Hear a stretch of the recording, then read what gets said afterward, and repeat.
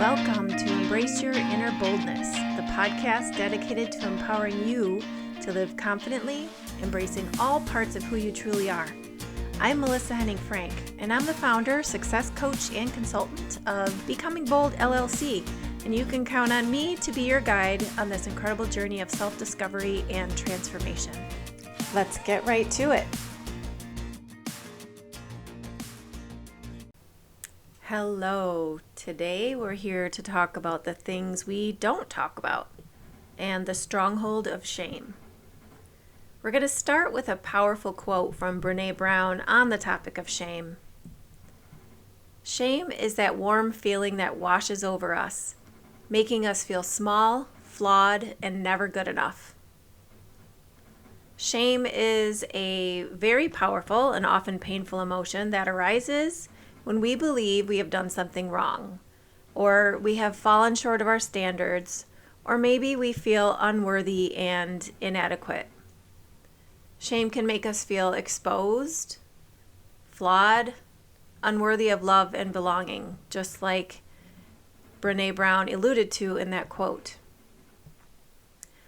Shame, unlike guilt, is tied to a specific action. Guilt is feeling regret for something we've done, whereas shame is tied to our sense of self, and shame can make us feel fundamentally flawed or unworthy. Shame can also lead to feelings of isolation, low self-esteem, and can deeply affect our mental and emotional well-being. It's an emotion that can be difficult to confront. However, recognizing and addressing it is key to our personal growth and healing. So, if you're ready to explore ways to overcome shame and embrace self-compassion, listen in. Let's dive right into this. I'm going to share a story, a personal story, because I believe my purpose in life is to help people heal from the things they don't talk about so they can stop playing small and embrace their inner boldness. And this purpose was born out of the darkness of way too many decades of carrying the burden of the things I didn't talk about. If you listen to the trailer I recorded for this podcast, you might recall that I promised to infuse some vulnerability into this work. And what better episode to keep that promise than something that's talking about the strongholds of shame. I truly believe that our experiences, especially the adverse ones, give us an opportunity to heal and ultimately help others. I'm certainly not diminishing the impact of the experiences of the things we don't talk about. Not at all, in fact. What I'm saying is if you can pull yourself up and out of the darkness of those things, it's like coming out of the fire so you can bring back buckets of water for others who are still in it. I'll give you an example of a time that really stands out in my mind where shame was an incredible stronghold for me. And trust me, there's so many more examples I could give, but I'm going to start with this one. In my late teens, believe it or not, I was quite the sassy rebel. Looking back on that time, I know that girl was really looking for a hero. She was looking for safety, for acceptance, for love. And I'll spare the specific details of the situation that I'm going to vulnerably share with you all, but the example that I'm going to share is how I carried the stronghold of shame all the way from my teenage years into my adult years when I was interviewing for a new job. So like I mentioned, sassy rebel, that was me. There may have been one or two, or maybe it was 3 or 4 run-ins with the law during my sassy rebel phase. I always held some shame around those run-ins, but I was pretty good at pushing the shame down and away, at least so I thought. That shame that I thought I had pushed down and away came up with a vengeance decades later.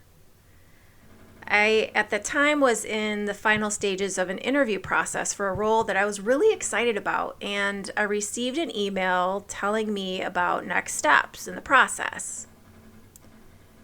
After reading the next step that I needed to take, I will tell you, all of the blood in my body every single blood cell drained from my head all the way down to my feet within 2 seconds when I saw the requirement to undergo a background check. The shame I thought I had pushed down and away flooded every single cell of my body.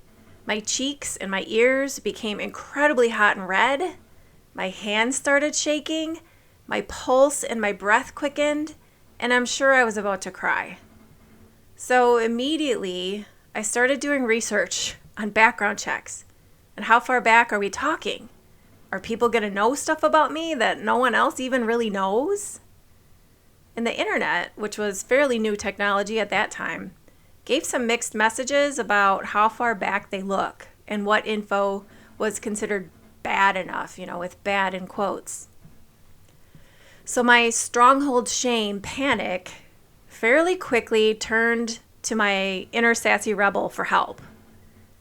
Inner sassy rebel said some swear words and submitted the background check process without including the disclosure of what 2 or 3 or 4 things might show up or not. Who knows? The internet wasn't very clear on that. After that submission, Inner Sassy Rebel felt like she was in charge until the days started going by without hearing back from this employer. So what happened next was Stronghold shame panic could no longer bear the shame of not only the run-ins that I experienced as a sassy rebel teen, but also now the hideous lie that Inner Sassy Rebel told and decided to email the hiring manager to disclose all of it and then decline the offer because of my shameful and disgusting acts. This is what Stronghold shame panic Melissa was experiencing at that time. It was probably only 10 minutes later when the hiring manager picked up the phone and called me saying they received my email. Inner Sassy Rebel felt in control. After all, it was her decision to back out of this thing.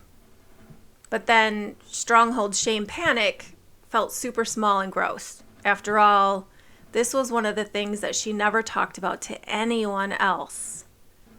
The hiring manager calmly and happily explained that my background check came back crystal clear and that under no circumstances should I let something that happened decades ago affect my pride in myself and make me feel ashamed.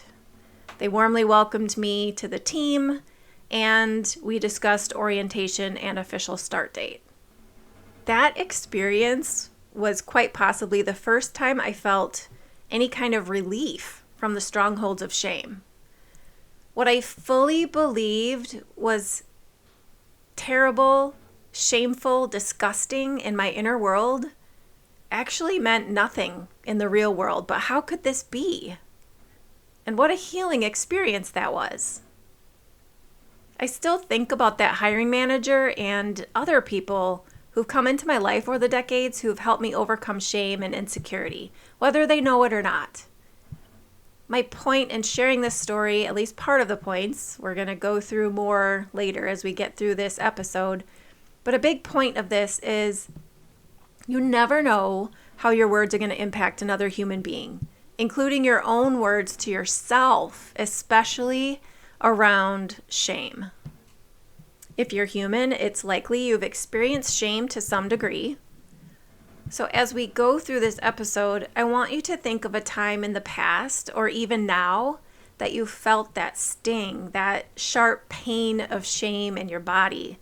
As we go through more details on what shame is, the importance of why we absolutely must overcome it, and tips and tools to help you do so.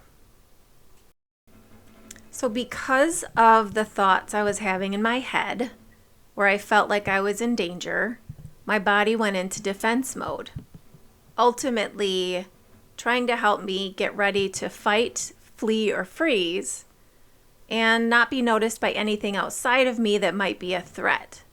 And the biology behind all of this is so interesting when you really pull it apart and diagnose and really look at it. Then there's the emotional impact of shame and the feelings of shame. Feelings of worthlessness, self-doubt, isolation. Shame is actually considered a low-frequency emotion. It's one of the lowest frequencies you can experience, and that feels very heavy and very draining. So this low vibrational energy can lower your overall vitality and make you feel stuck or powerless. So think about the energy in your body. When you have a lot of positive energy, you're much more confident and energized. When you have shame energy or low vibrational energy, it's going to make you feel very low. Ultimately, the impact that the strongholds of shame has on our emotions is humongous. And this can manifest itself in how we react because of this impact. So let's talk about the behavioral reactions that happen from the feelings of shame. So an example of how shame can manifest itself is the way we act or behave. You might find yourself withdrawing, isolating, avoiding being around others because deep down you might be afraid they're judging you. You might find yourself analyzing what people say, thinking that everything everyone says is about you, taking things way more personally than is needed or makes sense. If you're not isolating, you might still be thinking that people are judging you, and you might be overly defensive when you're with other people, especially if your inner sassy rebel takes front seat. That inner sassy rebel can cause conflict that doesn't even need to be conflict because they're on the defense consistently. You might even become completely inauthentic. You might be hiding behind a mask and denying anything that makes you different in front of people. You might act as if you agree with things that you really don't. You might be going along with expectations just to avoid being an outcast or face rejection. So what are the causes of shame? Well, of course, as in many things, it's your personal experience. So in my example at the beginning of this episode, I shared how past experiences and mistakes can trigger shame, even decades later, if they're not recognized, dealt with, and healed. Your relationships may trigger feelings of shame, and this can create barriers that lead to misunderstandings, distance, conflict. Then there's also cultural and societal expectations that can cause shame. This could include your religious background, which can invoke shameful feelings because of the beliefs that are there and what's considered bad or good. There could be collective feelings of shame within a community or society, and this can create cycles of negative behavior because what happens is people might attempt to hide themselves, and as a result, this reinforces social stigmas like mental health, disabilities, body image, substance abuse, could be racial stereotypes, could be poverty and homelessness. And reinforcing these stigmas makes it even more difficult to solve these issues because we've cast a blanket of shame on them and we don't feel comfortable talking about them. Another cause of shame could be your family dynamics. Family dynamics and parental expectations have a massive impact on shaping our sense of shame. You've likely heard of the black sheep of the family, the one that always goes against the grain of what family says is acceptable or okay. Typically that's surrounded by feelings of shame. There could very well be generational shame, unintentionally passed down. For example, generation after generation living in poverty or covering up a hidden sin, in quotes, in a family member.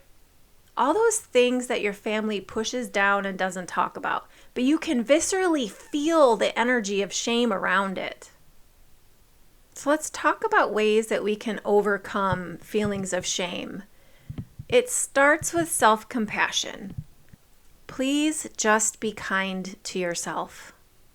Practicing self-compassion looks like acknowledging your feelings as valid and real, even if they don't seem reasonable or rational at the time. Self-compassion looks like giving yourself space to feel the feelings. You can even talk to your inner child, giving them words of encouragement, and even going so far as to ask them what they need in order to overcome shame, and then follow through and give that to them. Another way to overcome shame is to challenge your negative beliefs. Throughout this podcast, you will always hear me talk about mindset and how our beliefs shape our reality. When you have consistent negative beliefs, especially around shame, that's going to compound it, and it's not going to be good for you or anybody around you. So to challenge those negative beliefs is critical. Identify them, challenge them, the ones that contribute to shame. And you really want to dig in and find the roots of those negative beliefs. Why do you feel that way? Where did that sense come into being? And it's important that you do that so then you can yank them out for good. Another option for overcoming shame are therapeutic approaches. Therapy is so good for overcoming shame. I've mentioned in previous episodes the value of counseling and coaching and trauma spotting, and even just talking it out with a trusted friend. Odds are, once you allow that shame energy to be spoken out loud, it's not going to sting as badly as it did before, because the power or the grip that it has on you begins to lessen, and you begin the process of healing it. Another therapeutic approach that I personally love is called burn and release. What you're going to do is write down those feelings or situations that make you feel ashamed. You're going to crumple up the paper, and if possible, you're going to light a campfire and burn the hell out of it with the intention of releasing it for good. You have to keep in mind that you're not the only one who has ever experienced whatever this thing or things are that you feel shame around, even though it can feel like you're alone in this. The good news is you are absolutely not alone. Another way to overcome shame is building resilience within yourself. Finding a physical outlet if you're dealing with the strongholds of shame can be really beneficial because exercise releases endorphins. Endorphins can boost your mood, and then it starts reducing feelings of shame or any kind of negative feelings for that matter. So find an activity you enjoy. Maybe it's a new hobby or an interest, and doing so is going to help you increase feelings of purpose in your life and help minimize the negative feelings, including the strongholds of shame. Have you worked your way through shame and achieved personal growth in your life? I'd love to hear your story and what you did to overcome the stronghold of shame. So please message me if you're willing to share. Again, I would just like to say that anything that you've experienced and you were able to pull yourself up and out of, it's the analogy of coming out of the fire and then coming back with buckets of water for the people who are still in it. Highly encourage you to share your stories, talk it out. Sharing your personal tools for success and things that have helped you overcome shame is going to be really helpful for others that you encounter in your life. These are the kind of things that we need to talk about, even though they're the things that we don't typically talk about. Talking about them is significantly going to increase our ability to heal them.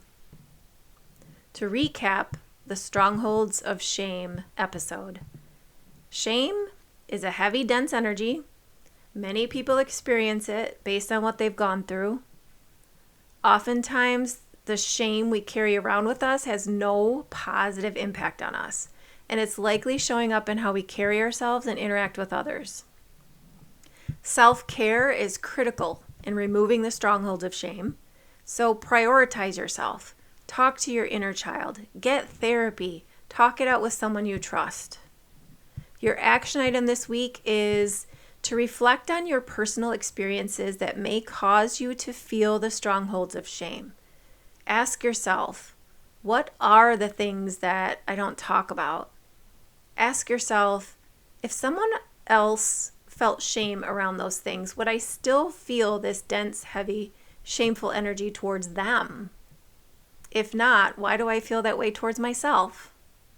And if so, it's possible that you're projecting something internally from yourself onto that situation, and that needs work. So be mindful of how that shows up in your behaviors and relationships. So pick one, at least one, of the strategies I talked about earlier and implement it this week. I would love to hear your success stories of how you've overcome the strongholds of shame. And if this episode was helpful to you and helped you get past something, please share that with me. You can message me. I would love to hear about it. Please know that no matter what has happened, no matter what it is that you're feeling shame around or about or because of, nothing about that situation or situations means you are unworthy. You are so incredibly worthy, and you deserve the best that life has to give. Please be kind to your mind. Thanks so much for joining me on this episode of Embrace Your Inner Boldness. I hope you found inspiration and actionable tips to help you live more confidently. If you enjoyed today's episode, be sure to subscribe so you never miss out on the latest insights and empowering stories. Please take a moment to also leave a rating and review on your favorite podcast platform. Your feedback helps us reach more listeners and continue bringing you more content that uplifts and motivates. Empowering yourself and or your team starts with embracing your inner boldness. When we stop playing small, we open the door to limitless potential. Remember, the only limit to your greatness is the one you set for yourself. Stay bold, stay fearless, and let's make this journey unforgettable.